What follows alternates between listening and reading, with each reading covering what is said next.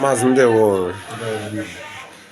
Mazi biko, anyị hụrụ ọgbakọ ndị Ugwuakuma gbakọrọ n'ụbọchị nke taa na nke Ezibomisi. Anyị asị ka ajụtatụnụ gị aha gị ma ịkọwakwara anyị ihe mere ọgbakọ a ji tere, kọwatụkwara anyị onye go onwe owu. Ndewo Mazi. Ibomisi mmamman. Yeah. Ibomisi mmamman. Yeah. Arochukwu mmamman. Yeah. Mmamman. Yeah. Akpanubi mmamman. Yeah. Akpanubi mmamman. Yeah. Ọ na-akara mmamman. Yeah. Nke mbụ bụ ụmụ nwanyị orihe. Nke mbụ bụ ava m bụ Mazi Okoronkwo Okoro, Ezeogo Ugwuakuma. Ọkwanụ mụnwa bụ onye edupụtara taa iji bịa gosi Ibomisi na ọmụ bụ Ezeogo Ugwuakuma. Zata ajụjụ ọmụ ka ewepụtara Ezeogo Ugwuakuma. Ibomisi mmamman. Ọhịa akụ na-ebi Ibomisi taa. Ndewo Mazi. Mazi, ị na-eme ka ọhaneze ga-elinye onyonyo amata bụ na Zatata agawa n'ọgụ ma wụ Ezeogo Ugwuakuma. Onye ihe ọwụna gbasara Ugwuakuma kpọrọ isi n'aka. Nsogbu adịghị Mazi. Ndewo. Ndewo. Mazi, onye dịka okwu ndụmọdụ ị ga-enyetụ ụmụ Arochukwu Igbo ndị na-ele ihe onyonyo a? Okwu ndụmọdụ na-enye ụmụ Arochukwu Igbo bụ Arochukwu Igbo mmamman. Ọ na-adị mma asị ọ bụ ọza n'isi ọlọ n'ugwu, ọzọkwa n'ugwu oruala. Na ndụmọdụ na-enye ụmụ Arochukwu Igbo bụ onye ọbụla kwụba aka ya ọtọ. Ihe ruru mmadụ hapụrụ ya. Ihe ruru mmadụ ga-emecha bụ nke ya. A sị ihe ruru nwatakịrị gị ma okenye jide ya welie aka elu iji gbaa ya aka gị ma ego wedasakwa ya nye ya. So ndụmọdụ na-enye ukwu onye nta ka onye ọbụla kwụba aka ya ọta na ihe ọbụla ị na-eme na chi gị gọzie gị, ọ ga-agọzi gị nke ọma. Na iji aka eti n'anya ọjọọ, a sị ohe rugburu ozugbo ndanda. Ihe niile na-agba n'okpoto Arochukwu Igbo, onwe nke ntị anaghị anụ, onwe nke anya anaghị abụ, kama ihe a na-ekwu bụ onye ọbụla kwụba aka ya ọtọ. Mgbe ọbụla ị kwụbara aka gị ọtọ, ihe dị mma ga-ezute gị. Onye ọbụla aka na-agakwa na-anara mmadụ ihe ya bụ ihe erube ya. Aja ala Arochukwu Igbo ga-echụọ gbaa. Onwe nke anyị na-epụrụ esi mee nke a, ọ bụ nke iji aka gị kosa iwere aka gị buru ya. Arochukwu Igbo mmamman. Mmamman. Ihe ma orihe. Orihe. Ndewo. Ndewo Mazi.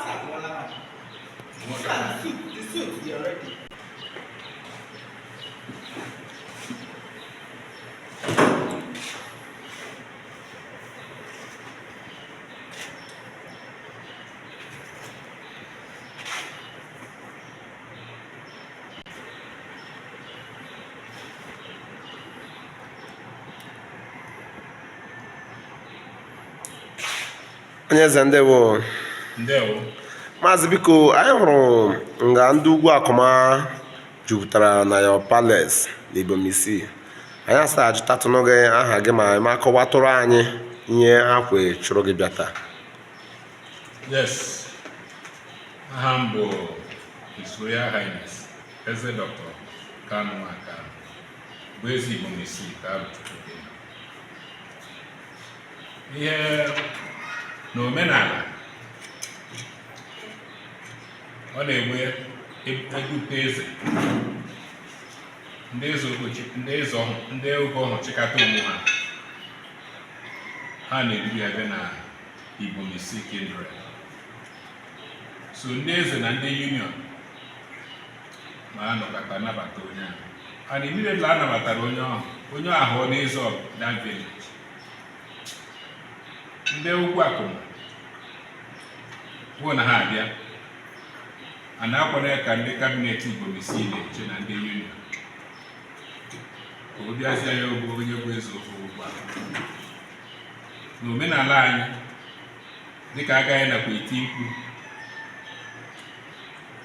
Obichi anaghị achị eze n'Ugwuakuma, ha anaghị achị eze Ogo, ha anaghị achị eze Ọtụsị, ha anaghị achị eze Uke, ha anaghị achịkwa n'eze Nwanyị, ọ bụrụkwa n'eze Ekpe n'Ugwuakuma. Ịbịakwa na-agbọ n'ebe eze Ibomisi nọ, Obichi anaghị achị eze Igbo nke echiwakwa n'eze Ibomisi. And anyị ndị bụ mmụọ na ugwu na abụ o mee nke a o na-ebu ya du ya na-abịa akwa nwa mmụọ ya na-achị Ugwuakuma wo ma bịazikwa onye mmụọ nọ asa esi Ibomisi na-agbọ ndị eze oge Ibomisi anabata ile anya ugbu a agba agbụrụma nọsi ike Amaso nọma nọsi ike Ụjarị nọma Amụkwa nọma President General anyị nọma onye ọbụla and other members of the cabinet. Ọ bụ onye ọbụla abụ a member of the cabinet a na-anọ representative basis. Ibomisi zuru nwa Ezeogo anyị nabatara Ezeogo ugbu a. Nsogbu adịghị Mazi. Ndewo. Ndewo sir.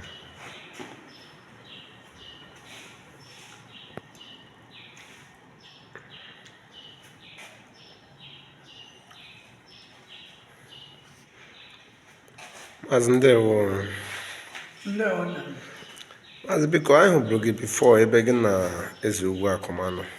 Anyị asa ajụtatụ n'oge aha gị ma kọwara tụrụ anyị ebe ishi na ihe mere ji nọrọ n'odidi ata nwa. Thank you. Ugwuakuma bụ isi ogo mbụ na-abụ Ezana ugwu bụ ebe Akuma n'ubi bi. Akuma n'ubi debere nwa ya ka ọ na-achịkọta ndị ya na-agbọ. Nwa ya ahụ na-achịkwa n'eze Nza onye eze mbụ Mazi Akuma n'ubi debere na-agbọ pụọkwara ya na-ekwado Akuma n'ubi. Ọ bụ ndị mara ihe dara ya kuru nwanne ya nta a na-eku emo Akuma n'ubi do ebe a kpuo ihe okpu. Ọya na-achịkọta isi ogo niile oge Ibomisi, Ugwuakuma, Agbagu, Ibom etiti amasị ụjarị amụkwa ọrụ na tanibisi nza anyị ndepụsara anyị na-anụbe na ọ bụ ime ụlọ ọhụụ na-achị eze Igbo isii.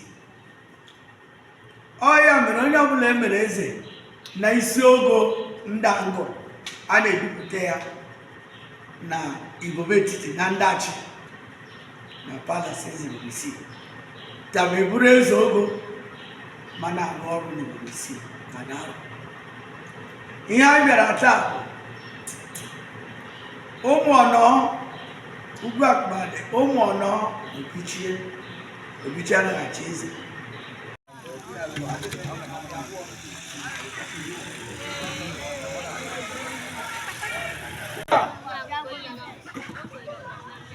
Ibomisi Mamman.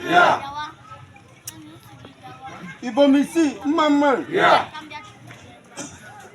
Arochukwu Mamman. Mamman. Ndị mako Mamman. Mamman. Ụmụ nwanyị ori ihe.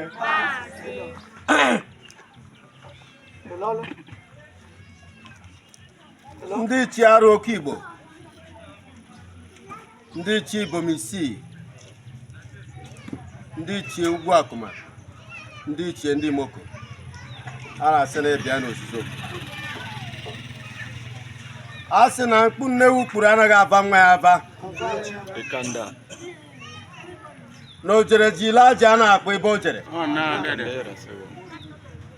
Ihe m na-asị bụ ọ bụrụ na ọnọdụ erutu m mbịa na-adọ ya ka m were alizere mmiri. Ọnọdụ ya rutukwa nụrụ m, ya bụrụ na ọnọdụ ya ruturu m mmadụ gị bịa adọsi m ya onye o were alizere mmiri. Onye ama na ndụ bụrụ nke ya, mama amakwanụ na ndụ bụrụ nke m. Ya na ọ bụ n'oge Ugwuakuma, ọ bụ ugbu a ka o bidoro. Ọ bụ ugbu a ka ndị Imo ka o bidoro chịrị Ugwuakuma. Ọ dị anya ọ zara na mgbe gboo ha na-abịa na-anara ndị Imo ko right wo. Aso ji ihe nwata wezi aka elu aka ṅụọ o wetuo ya nwata ewere ihe. Ndị ichie Ugwuakuma, ndị ichie ndị Imoko ilekwa ọjị bịa taa. Ndị ichie Ibomisi ilekwa ọjị bịa taa. Nke a bụ mmanya ọkụ. Biko asị ata ọjị ewere mmanya lotuo ya. Anaghị enyela inye ọjị. Nke a bụ mmanya na-enye inyi, mmanya ọkụ a na-enye inyi asị were lotuo ya. Biko ọyị ndị ṅụọ, anyị ndị aṅụọkwa. Ndị aṅụkwanụ ndị na-enyewo si ịbịakwa ịbịa were ṅụrụ. Biko ndị ichie Ibomisi, ndị ichie Arochukwu ịbịa n'ozuzo.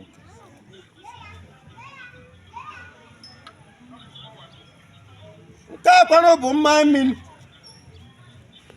Ihe ọbụla a na-eme eme na aka ọkụ so ya, nke mmiri eso ya. Biko anji mmanya nwa onye obi ya na-enye elu ka obi gị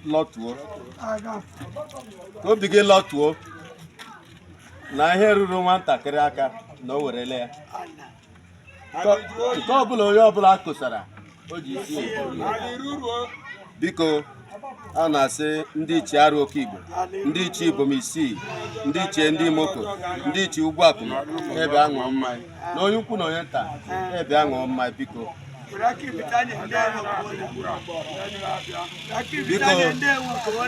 ndị nwe ndị na-enyewo biko ịbịakwa were nke elu. Biko ndị niile so bịa mmemme a taa, ụkwụ ọma akpọrọwo n'uje bụ ụkwụ ọma na-akpọwo n'ụla. Ebe ọbụla onye ọbụla tiri aka ya gara ya nke ọma. Ma ọkwanụ mbụ onye e nyere ọnọdụ a ma na ọkwanụ ya nọọ ya n'udo, nọọ ya n'ọṅụ, ama m na n'imegide mmadụ. Naanị ndị Ugwuakuma mara na m ala ka imegide mmadụ.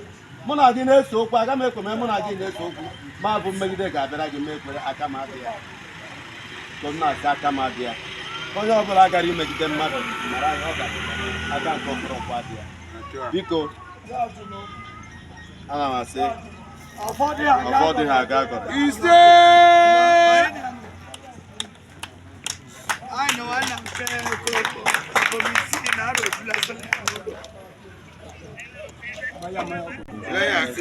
Arochukwu mma Ibomisi mma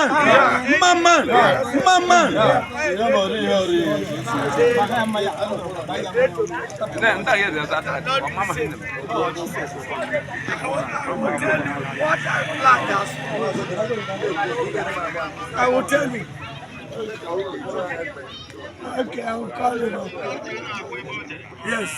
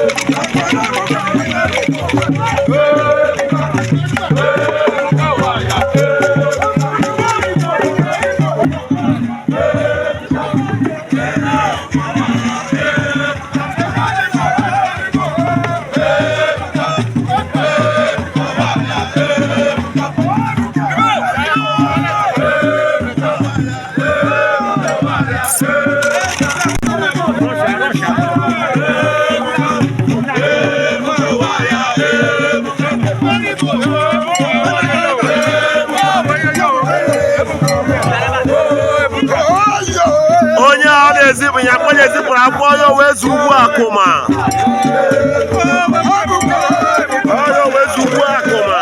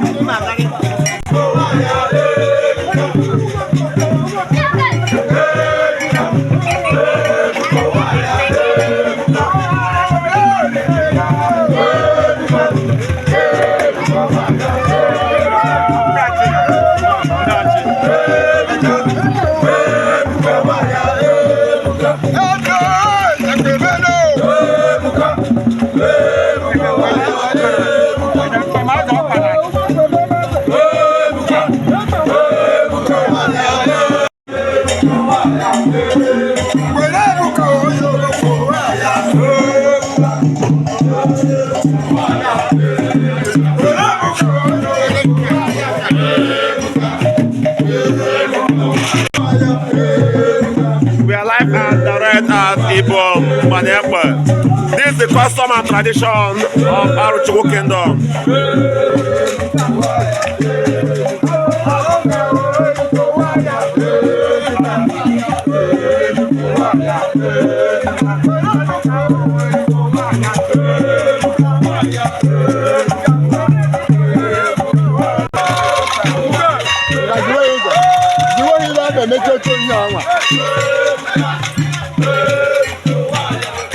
We are live and direct at Ibom village. This is the custom and tradition of Arochukwu Kingdom.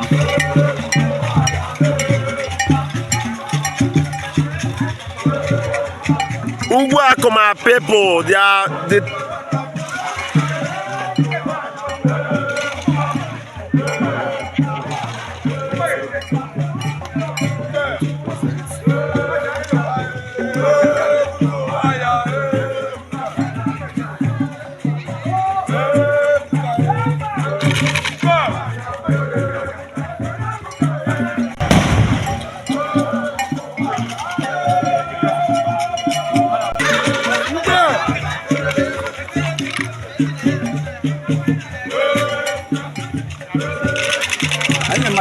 my brother.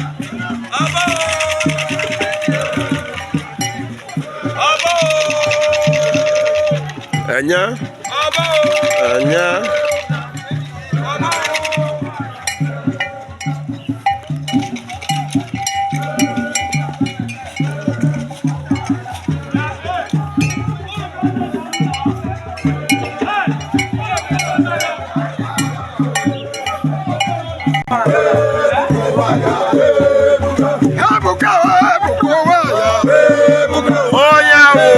Ezeogo Ugwuakuma.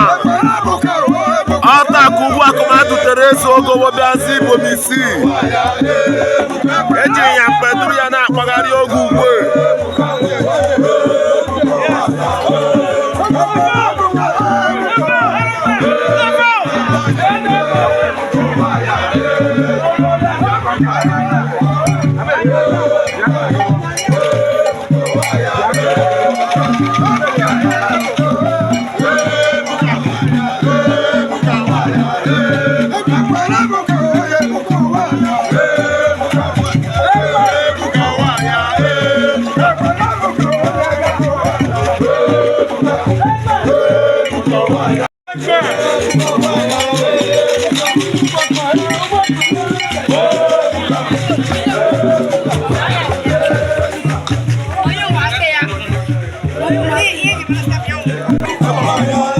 Anagazi na palace ezibomisi ebe a na-aga na